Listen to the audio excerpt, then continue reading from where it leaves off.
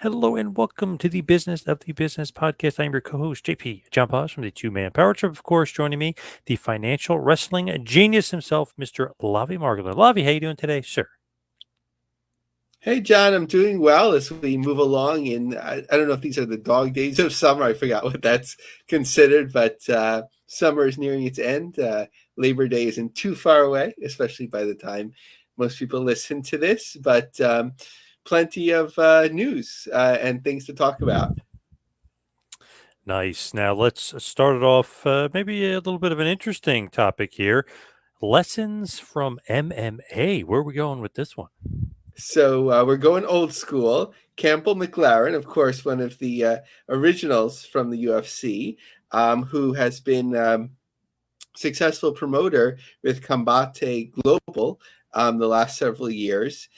He had an interesting missive on LinkedIn that I thought was worth reflecting on, especially as it can relate to pro wrestling.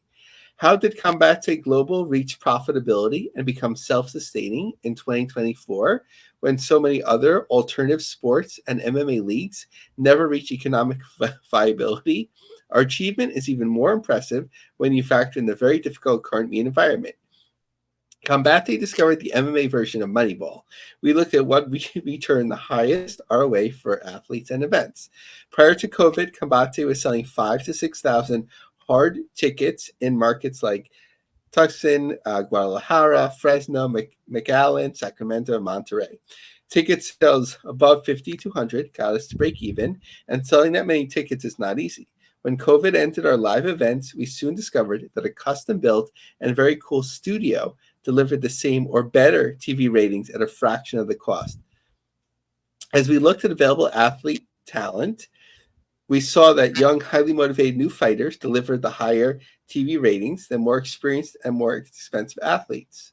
I also add the extreme dedication factor of management. Okay, so two factors in terms of making this challenger or alternative brand MMA is probably the best way to look at it. Really focused on the Hispanic market, on some of larger stations in Hispanic um, targeted homes. So one is rather than go on the road and being able to draw fairly well, that they built a studio and they're spending less money on talent. So interesting to think about the studio, because I don't know if it's the answer to problems for um, pro wrestling organizations, because it could get stale with TNA being in the impact zone, um, for such a long time. It did feel stale, but there is something to not looking to always book the biggest arenas, especially if you can fill them. So along with that, AEW's management have been really happy with their Collision ROH residency in Arlington in particular. Management have been delighted with the crowd heat for heels and the overall atmosphere inside Esports Stadium. They've been thrilled. So, really thinking about this mostly for AEW, because most other promotions are pointed in the way that they should be. Of course, WWE is doing well in big arenas.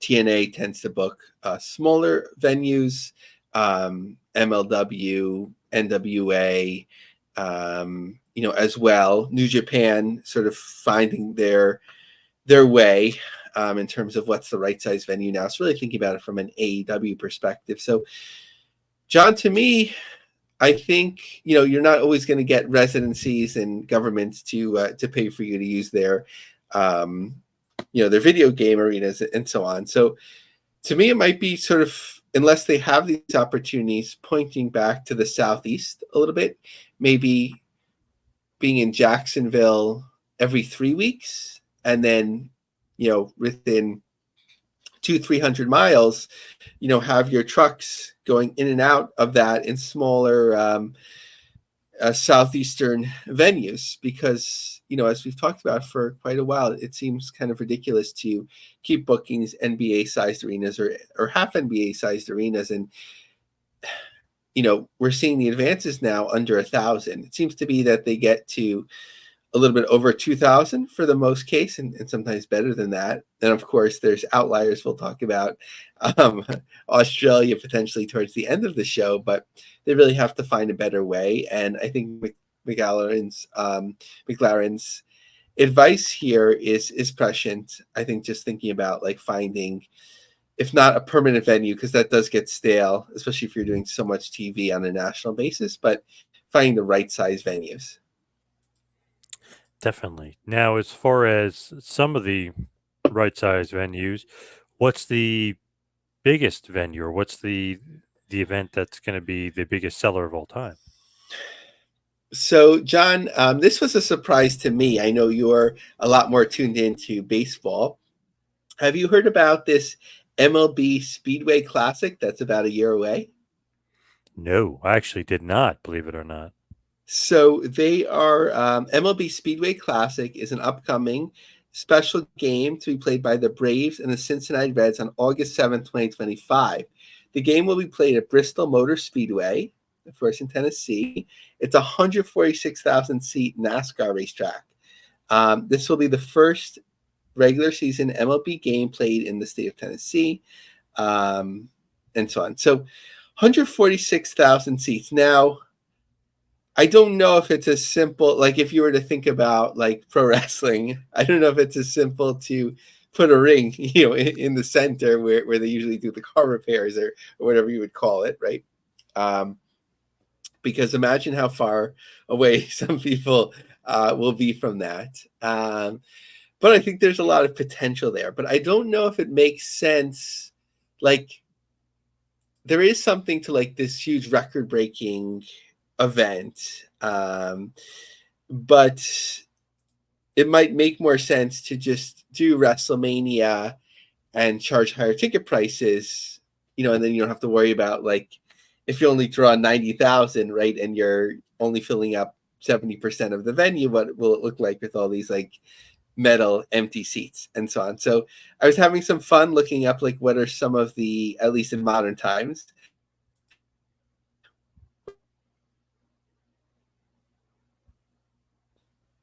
you know, basically counting everyone at the beach at the event originally. So Rod Stewart has the record for the biggest gig of all time.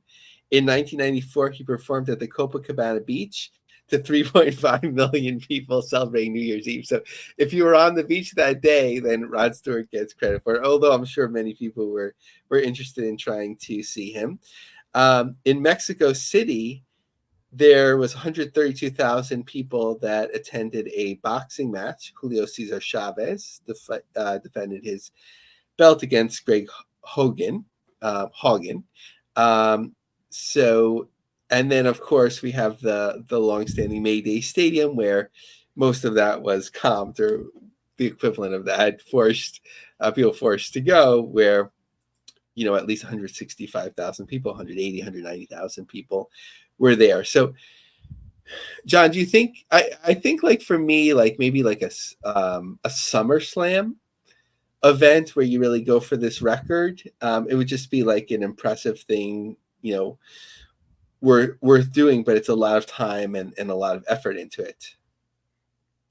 Yeah, it's crazy to think like how many people you could actually get to do it, but what would be the draw for wrestling? You'd have to do something with The Rock, I would guess. The Rock and somebody in the main event, but man, that's a hard feat to get 100+ thousand wrestling fans. I know 75,000 for 2 nights at Mania is pretty damn impressive. Um, but man, 100,000 one show, or 200,000 even. Obviously the collision in Korea, so crazy. Yeah, I think like what helps is that if you're in like an interesting venue, like it's naturally going to draw some fans, right? Like, although it's losing a bit of its luster, the NHL Frozen, what is it, New Year's Eve? I mean, sorry, New Year's Day, when they do Yep. they freeze the baseball field or the football field, right? Like you're just like, okay, that sounds crazy. I wanna see that. So there's something to that. You need a mainstream draw, but it's sort of like it's that risk of like embarrassment too, right? Like when WWF had booked, what is it, the LA Coliseum, and then and weren't selling very well, and then claimed it was because of threats on Sergeant Slaughter's life, because even if you were to end up doing 40,000 seats, it's a 100,000 seat venue. So, it just doesn't look good. So it's a big risk. The amount you could charge for tickets isn't like, especially once you get, into the grandstand, it can't be too much. So like financially, it might not be worth it. But I think there'd be something for the WWE wanting to hold the record for like the all-time most attended pro wrestling event, even though most people don't think about it. Yeah, for sure. What about some other maybe attendance numbers, or maybe just as far as who's the most relevant promotion, attendance, and then social media, etc.? Yeah, so we've often talked about like who's the third biggest promotion. So I want to think about it like in a different way, with four promotions and they're basically their U.S. based efforts. What's interesting about it is that they're all so different that um, not necessarily that you can make an argument for each, but there's something to each that each has its own advantages. So today we're talking about GCW, TNA, New Japan, especially pointed towards the US, and WOW. So let's start with attendance. So for WOW, it's really a negligible number. Um, we're not sure yet exactly, but they at the beginning of August they may have taped their full season 3.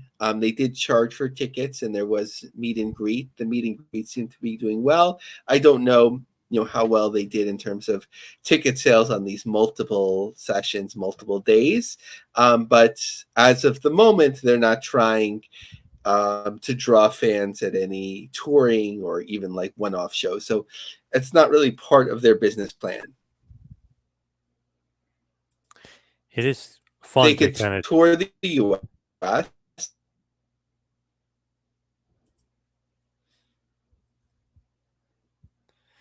It is fun to see like who is really the number third, who's really the most popular. Where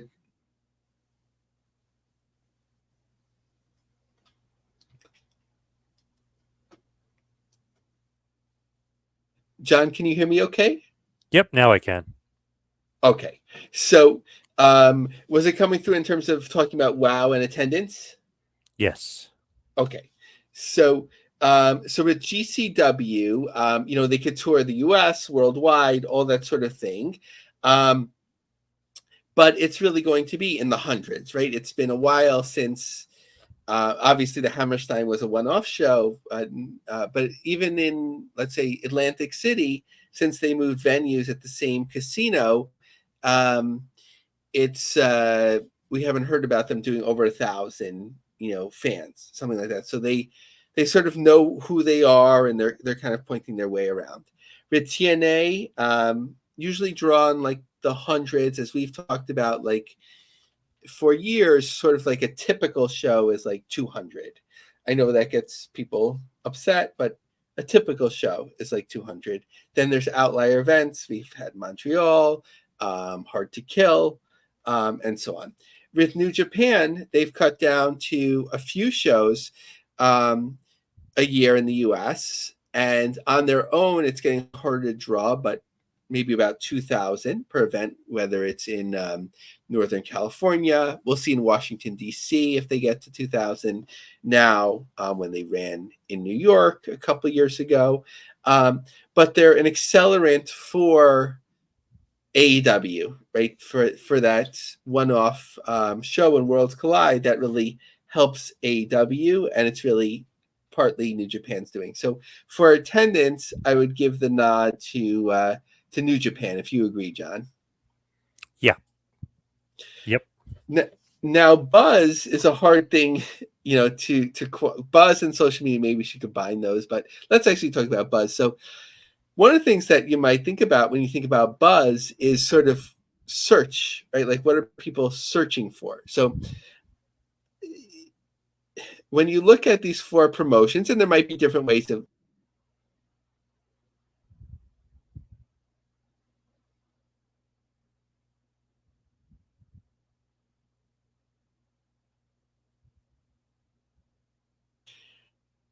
GCW, let's see here, and WoW are like, you know, like they're sort of like skimming the bottom like of the numbers. Like it's almost like hard to see like any search when you include all four of these at once. Um, Maybe even like WoW is like a little bit, ahead of that. New Japan has big spikes where it's mostly ahead of TNA, and then TNA sort of like has its moments there. So for GCW, especially, maybe the feed that I'm being served on Twitter and so on, it's people are always buzzing, but it's to a very niche, limited audience, but people are always excited about it. TNA, they have, and this is anecdotal, right? Not a scientific analysis. This is anecdotal. TNA always has its like hardcore fans. Anytime you mention like what's that joke with the pronoun Joe Henry now, right? Like he appears, right? Like anytime you mention TNA, like their defenders will appear. With New Japan, I don't like. I feel like it's not.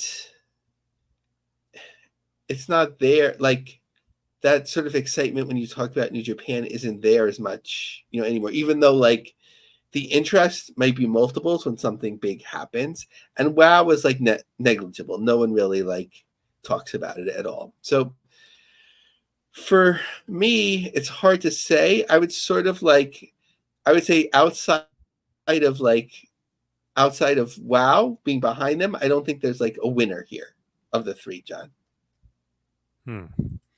Interesting. Yeah, it's So tough to say. with social media now, this is interesting because TNA, and we'll talk about later sort of the some of the numbers. They have these legacy subs, right? Like when the promotion was like so much bigger that they were able to build up their track record, on a lot of these platforms. New Japan has a lot of followers, as well. So I would say New Japan and TNA sort of are not tied necessarily, but I would sort of say they stand out above the others. Now, viewership is a bit apples to oranges, right? So GCW is getting paid by Fight Plus for their every show that they run, or I don't know if it's broken down by every show, if there's a certain commitment of running a certain amount of shows, or if they exceed a certain viewership, if they get bonus, whatever it is. But it's not, for the masses. It's behind a paywall. TNA is, we haven't seen the numbers too consistently, but they were doing like around 100,000 on Access. They have a lot of streaming distribution. And they're ahead of whatever New Japan is doing on Access, as far as we know. So GCW would be out of the debate. TNA would be above New Japan. Now, WoW is a different story as well. So what WoW is doing, from the last we heard, is multiples of whatever TNA is doing. So they have their syndication, right? And it's being renewed for a third year. So we have to assume that the numbers are holding up or maybe even getting better. So somewhere between 200 and 400,000 a week.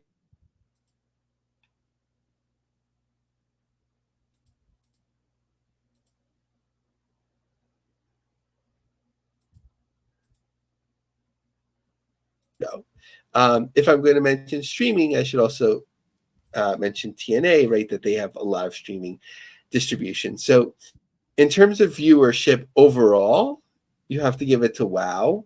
But there's also something about like engaged viewership. Like I feel like with WoW, it's a lot of people like, okay, like I just watched the news on WLNY 55. Okay, WoW is coming out. I'll just keep it. So here, I would say TNA and WoW. Then finally, I would look at the allegiances, sort of like in terms of relevancy, like how are you connected to the broader pro wrestling world, especially GCW, obviously, there's some, especially with TNA, their relationship with WWE is very strong right now. With New Japan, obviously, they have AEW, CMLL, and WoW is in a world of its own. So I would give if not the nod to TNA, maybe tied with New Japan. So both sort of like the leaders there. So when when I'm looking at it, at least in terms of like a box chart, it's not necessarily like who has the most or whatever it may be. I think that it separates things out that for the most part, GCW is successful doing its own niche thing. WoW is in its own mainstream niche thing, I guess the best way to put it.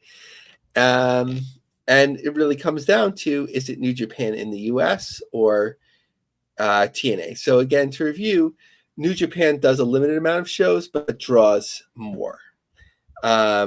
With New Japan and TNA buzz, that TNA has its hardcore consistently, but New Japan has more excitement when there's something to get excited about. With social media, New Japan has very high numbers. TNA does as well, especially some of the outside legacy numbers. So kind of the equivalent. Viewership in the US, you definitely have to give that to TNA. Allegiances depends on what you think, whether it's relationships that are more mutually sort of like more shared with AEW and CMLL, or TNA with WWE. So my conclusion is a bit of a toss up between TNA and New Japan, depending on what you're prioritizing. What do you think, John? Yeah, I want to say New Japan, but I feel like they've fallen off since AEW's taken a bit of their business. I might say GCW, just overall.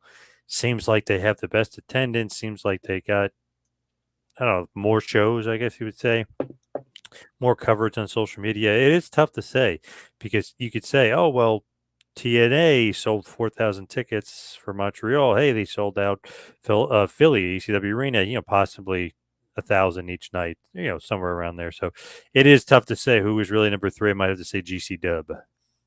Cool. So it's still up for debate, even though WoW Yep. has by far the highest viewership.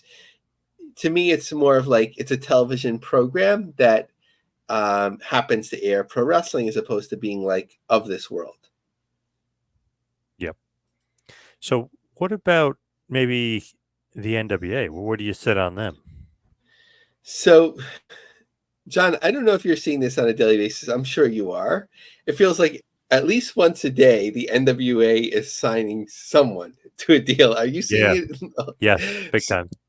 And again, like this is only an example, just because I have it in mind. I know who he is. No shade meaning I no shade meant I actually liked his work in WWE when I watched on a limited basis at the time. But like, does the NWA need to sign Paul Burchill? Like at this point, meaning that like, okay, he's a known former WWE name. Maybe he's reinvented himself over the years. I don't know, but it's not necessarily like he's going to be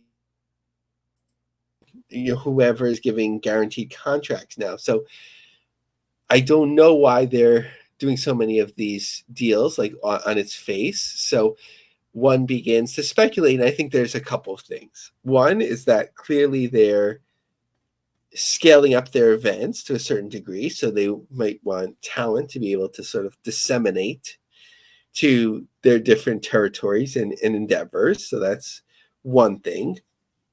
The second is that maybe there's a media deal where they want to see more talent, that the talent's under contract, that they're not going to air one show and then there's no consistency between one taping and another because talent is floating out. I'm assuming that these deals are just speculating that these deals are sort of like right of first refusal, kind of like that you get like the priority on the date.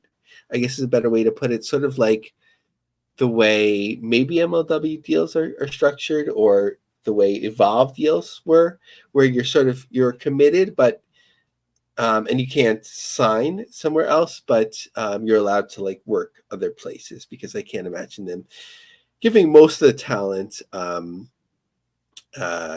full-time work. So this I just came up with today. It was just coincidental. But it just made me think. So no smoke to this fire or anything like this. I'm just like an idea that I had. So John, did you know Dr. Phil has his own television network now? On Roku, right? Right. So Dr. Phil's Merit Street Media. So it's actually like once I got an ad for PBR on my Facebook, I was like, what is this? So then I went to look. Right. So there's the things on streaming apps, but it also is a diginet that covers 30 million homes. Um, and they're also on cable systems. So as a diginet, they work with Trinity Broadcasting, I think the faith-based media company that's in most markets. And they're a digital sub-channel, through there. So it just made me think like, okay, a new station that just started in April. They're claiming over 65 million homes. So that I don't know if that would mean like if you have the Roku, like would you have to download the app to be counted among the home, or just people that have Roku like fall within that category? So sometimes the math is a little fuzzy, but like for me, like a faith-based network or faith-focused network that's conservative, that's airing PBR, like doesn't that feel like pro wrestling? Yeah, for sure. So like to have like Billy Corgan and the NWA, and I would expect like you probably wouldn't have to pay that much to get it. Like if there was a network that would be a good fit for them, like that would make sense. So just kind of on that. But just looking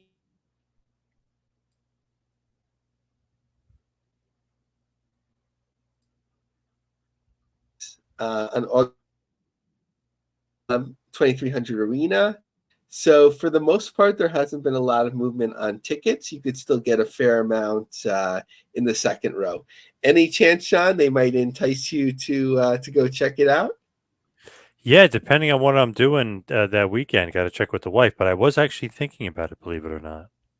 Yeah, the anniversary show can really be special. I know, what was it, 3 years ago now? The first time they were in St. Louis, it seemed like a cool experience.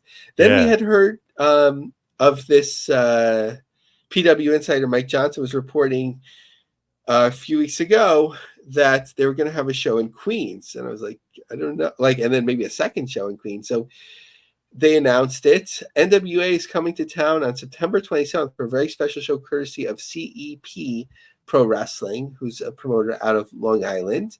So once I saw it, it kind of made a little bit more sense. NWA on tour, they're just, sending some talent there. It's going to be at a Catholic academy. I'm not sure if that's elementary school or middle school, or if that even matters, but just to give it a little bit of context. So they're not booking an expensive venue in Queens, or even the venue that we'll talk about, MLWs or something like that. It's an indie show in a Catholic school in Queens with NWA branding and talent, and a local promoter on the ground that has a New York promoter's license from Long Island. So not too big of a risk. Like strategically, I don't know like where they're pointing, and like to sort of, if you're trying to grow, like spending time promoting this and building out the graphics and sending talent and coordinating from like a small crew, like I don't know, but why not? Like it's not going to hurt you. It's not too ambitious. Curious about it. Not curious enough to go out to Queens for it, but curious about it. And then, of course, EC3 has his promotion out of Cleveland, August 24th. And, looks like plenty of tickets still available there. 10 or more in the second or third row, still available at least. There's not a ticket map according to the ticket page. What about WoW? So Paramount Global Content Distribution is the arm of Paramount that distributes WoW Wrestling.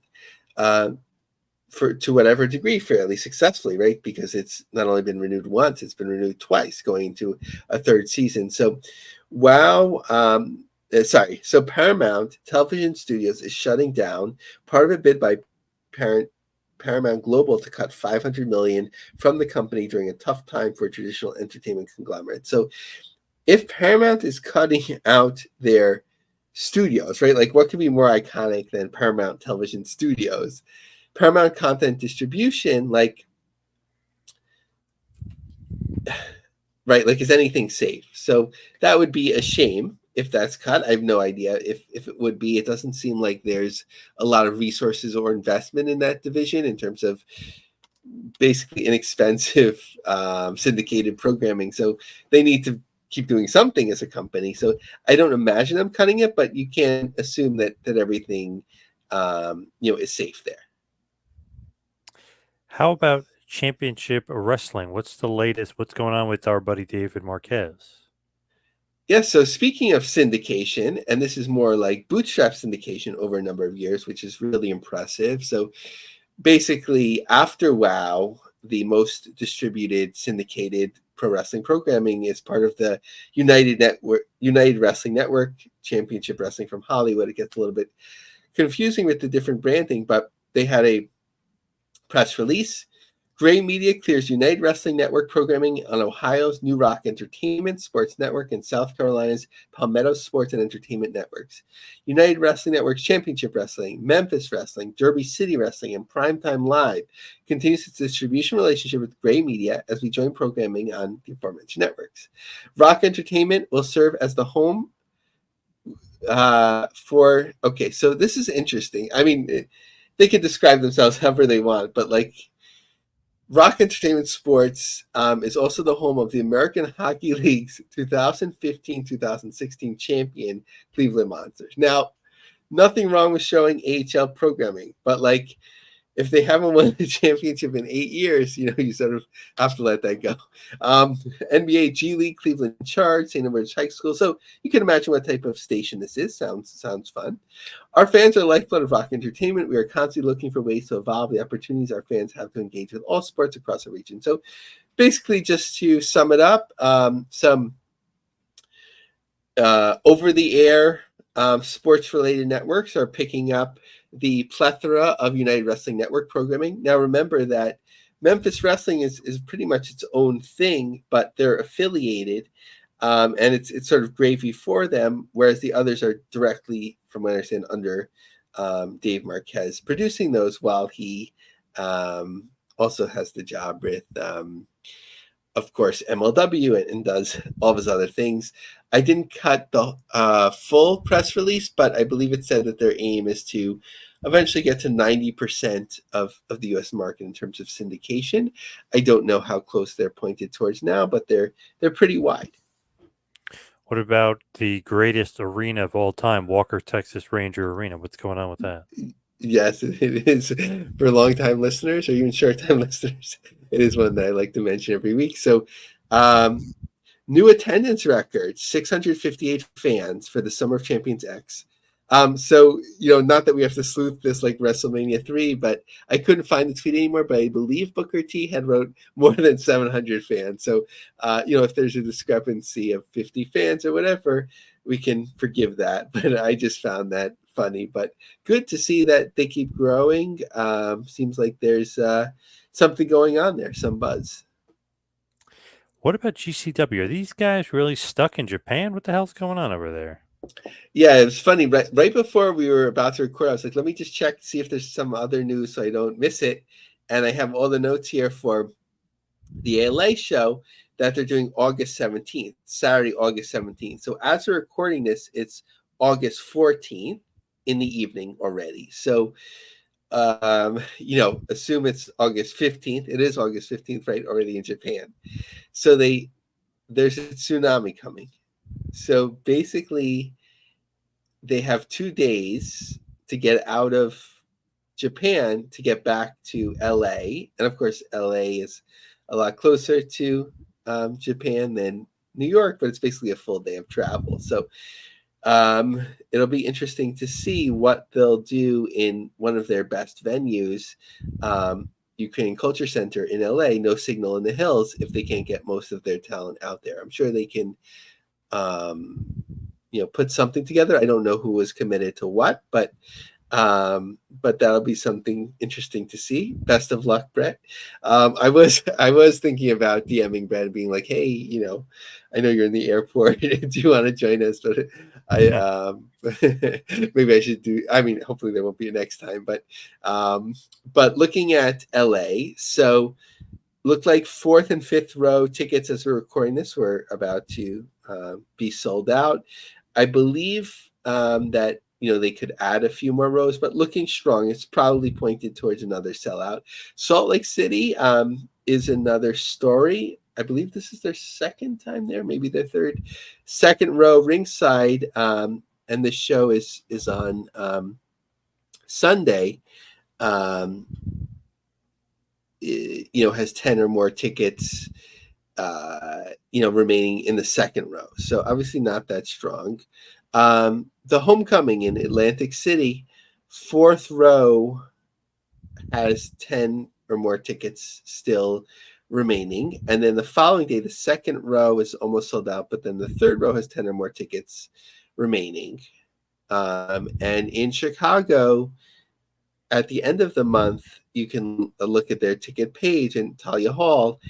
It's 6 or more tickets remaining in the second row and beyond. So, some softness for some of these shows outside of LA in wrapping up August, but I don't want to discredit their schlep to Japan. Obviously, with the tsunami coming, it's a lot, but in teaming up with DDT and standalone, and obviously first Korakuen Hall first, but then the other venue, which looked quite small, looked like sort of their typical US venue, but those all appeared sold out. So obviously it makes sense to them financially to go all the way out there.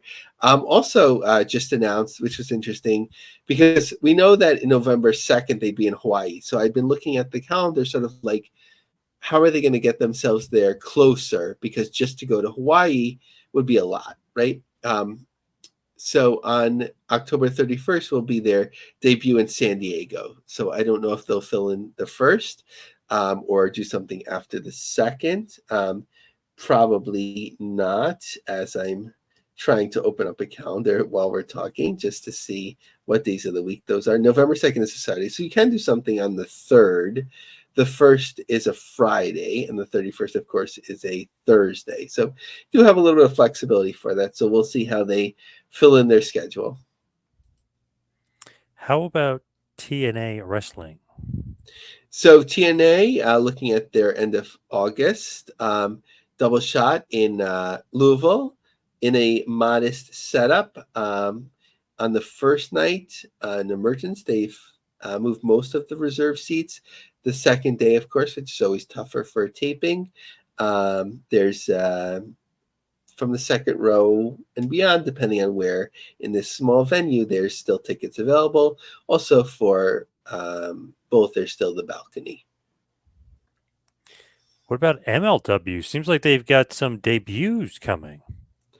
Yeah, so first, and this is always fun. I think one of the things, right, we're always talking about like what's MLW's like place in the pro wrestling market. Got to give them their flowers, or as Lex Luger once said, their allocades. They do a nice job of connecting family or legacy to the pro wrestling landscape. So Brock Anderson is teaming up with CW Anderson, and they'll be debuting in New York. No word yet if Arn is sort of like accompanying on these shows when he can, but it's just fun. It was a pretty big CW Anderson fan, like in his ECW run. Uh, I always wished he got more of an opportunity. I don't want to body shame or anything like that. I mean, in Anderson, like, there's not an expectation of being like built like a bodybuilder, but it always seemed to me like at that time that he could have gotten in, a little bit better shape. Maybe he would have had a more of an opportunity, but he carried the Anderson name well and still does. And good to see him mentoring a bit and helping Brock Anderson sort of get out there. In Queens, I think it'll be a sellout for Melrose Ballroom, which is a smaller venue. I see that in the ticket map, and I'm not sure if they do this usually. I hadn't noticed it before. There's like GA standing, which is sold in advance, and then there's like a small GA section that's sold the day of. But either way, I think it'll be a full venue. What about OVW? How are they doing? So their show that everyone was tweeting about or sharing on August 31st at the Appalachian Wireless Arena in Pikeville, Kentucky, has moved about 800, well, according to WrestleTix, exactly 823 tickets, 241 since the last update 7 days ago. So I think if they get over 1,000, I mean, for OVW, that would be really good. They have this big venue set up. They announced like a 10-person cage match. I was just noticing that right before the show. So I don't know if that'll be a further draw in itself, but just something to keep an eye on. But also more like institutionally, we talked about the need to refurbish Davis Arena, cool it down a bit, make it a more comfortable venue. So they're coming back on August 29th. That'll be interesting to see if like they can restart their streak. Of course, they had during Netflix when there's a lot of buzz, like a sellout streak again. So it would start with the first show. So let's see if there's interest there. How about the CW? CW So Network. sure. So of course, with tickets going on sale recently for WWE's NXT debut on the CW first in Chicago and the following week in St. Louis, it's interesting to see how the CW is doing. So during the quarter, we continued executing on our plans at the CW, reducing operating losses by $33 million year over year and $83 million year to date. Our organizational and programming changes are driving improved cash flows in the third consecutive quarter of ratings growth in primetime entertainment programming. So they're still losing money, apparently, but reducing how much money they lost. So I have confidence. I like Brad Schwartz, and I think they're pointing in the right direction at the CW. What about YouTube and X? I feel like there's some big milestones that are happening and some big numbers that are being reached in the wrestling community. So first, AEW had tweeted out, "Thank you, we reached 1 million followers." So it just made me think about like, how do I contextualize that number? 1 million sounds like a lot. So this is to provide context, not judgment. So WWE has over 14 million. TNA has 672,000. New Japan generally has just under 500,000, and their global English language has 215,000. AAA 270,000. CMLL a little under 200, and NWA a little bit over 100,000 followers. Now, when we look at YouTube subscriptions, WWE has 103 million. TNA has 4.98 million. So, like you mentioned, they're very close, well, relatively to 5 million milestone subs. AEW has come on. They're at 4.18 million. So, if somebody wants to look at some of those YouTube statistics websites and can look at how fast AEW is growing compared to TNA, you could run the numbers to see when they might catch up or speculate on that. I haven't done that yet. And Beyond Wrestling, which we don't talk about as much, they are holding strong at 3.55 million subscribers. Speaking of AEW, what are they doing? What are they up to? It seems like maybe an Australian show is going on. Yeah, so the sporting news was breaking that they're in deep talks with a number of venues in Australia. This is the part that I want to focus on because a lot of sites are covering the Australian news. Is that they're working with TEG, which, from what I gather, is one of the big, like, heavyweight live event promoters in the country. They worked with a division of WWE worked with the division of Sorry, let me start that over. WWE worked with a division of TEG when they've promoted shows in the past, in Australia and related uh, related countries, in that region, in that continent. So interesting to see. It also reminds me of like what's the place of AEW? Sometimes it could be like if you can't get WWE, and sometimes it's sort of like a tease to maybe draw WWE in. Wow. I was thinking it was like a little bit of a work by AEW to try to get those three different places, basically bidding on where AEW should have this big show.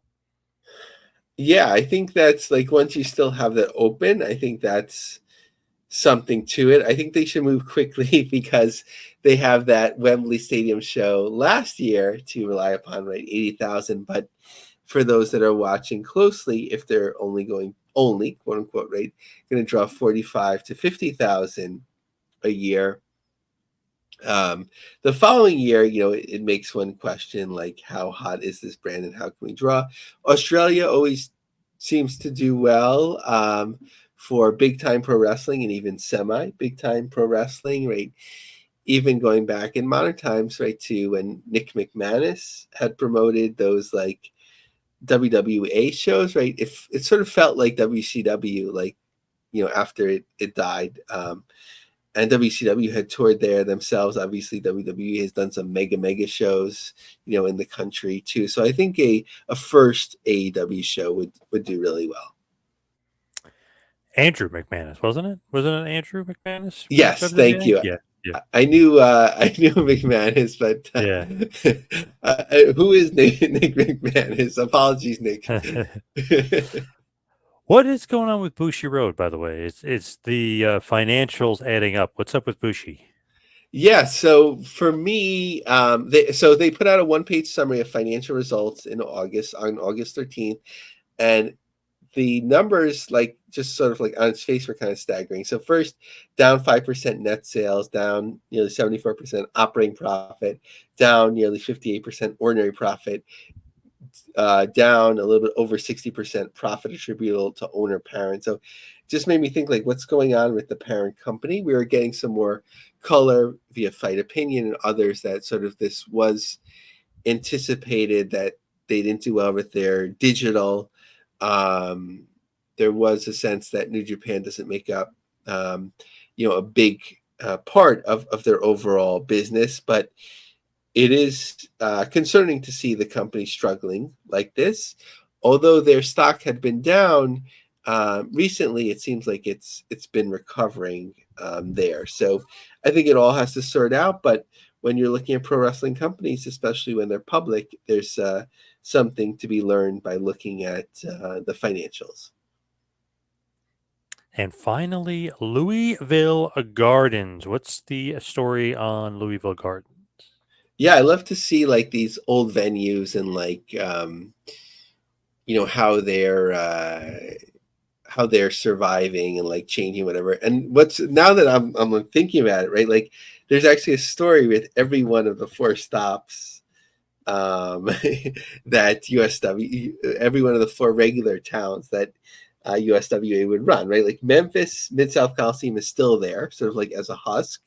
It's too expensive to make it ADA compliant, so there's always like ideas like to get it going, and like I don't know if it's died down, but there were like initiatives to like save the Coliseum and so on.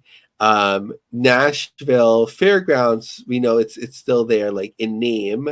It was going to be right Ric Flair's retirement venue till it was smartly moved, although I was skeptical at that time, but sort of like it's there in a sense. Evansville, right? That was the venue that GCW had even run. They were going to do um, sort of like close it for a while to do repairs. And here, Louisville, might have some life left in it too. So interesting thematically. So a local article. After years of limbo, plans to breathe new life to the historic Louisville Gardens in downtown are one step closer to being realized. Just don't expect shovels in the ground anytime soon. In 2022, Louisville Metro government signed a letter of intent with River City Entertainment to redevelop the arena at 6th and Muhammad Ali Boulevard. Both parties had 180 days to negotiate the terms of a development agreement after signing the letter of intent, but despite significant progress being made, that still hasn't happened. However, new documents signed reveal Metro government and RCEG agreed to amend the original letter of intent to extend the negotiation period through July to give RCEG more time to complete further investigation of the property. The $65 million Louisville Gardens redevelopment project includes plans for new stages for film, music, and digital production. The building's facade will also be restored back to the original design of the Louisville Armory. Plans also call for a building behind Louisville Gardens to be converted into an educational facility for local universities. RCG said it's still interested in the property and has started researching structural and construction costs of the project according to city documents. Through the building's previous uses, a 2016 environmental assessment found the Louisville Gardens needed remediation. A city official said that remediation process began in 2022 and concluded in March 2024. The historic building, which occupies an entire city block, first opened in 1905 as the Jefferson County Armory and Drill Hall. By 1923, public events took over. The building was transformed into an entertainment venue. A young Muhammad Ali fought there in the 50s. It was even home to Kentucky Colonials basketball team, Elvis Presley. Pro wrestling was also big at the Gardens, as we know. The venue had a thrilling history, but in the early 2000s, it all went quiet. According to Louisville Forward, the last concert at the Gardens was in 2006. It eventually shut its doors for good in 2008. Since then, it's sat vacant for decades and primarily used for city storage. So the Louisville Gardens is still alive and kicking. Still, Just it still has the chance, yeah, kick out it too. When you have like these large structures, like what do you do with it? And it's amazing these armories, right? Like even in my town, this section of the Bronx, not too far away, there's something called the Kingsbridge Armory, where they're like always trying to figure out like what to do with it, and like my mind immediately goes to like mid-sized venue. That's what we need. This right. place for pro wrestling. All right. So let's wrap this bad boy up and hit the plugs. Follow me on Twitter and Instagram at Two Man Power Trip. Lavie, what about you? Yeah, follow me on X, Lavie Marg, LAVIE MARG.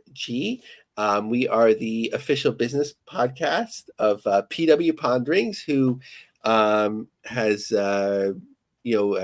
recently come back with a number of articles and resources. So we look forward to sharing more about that in the future.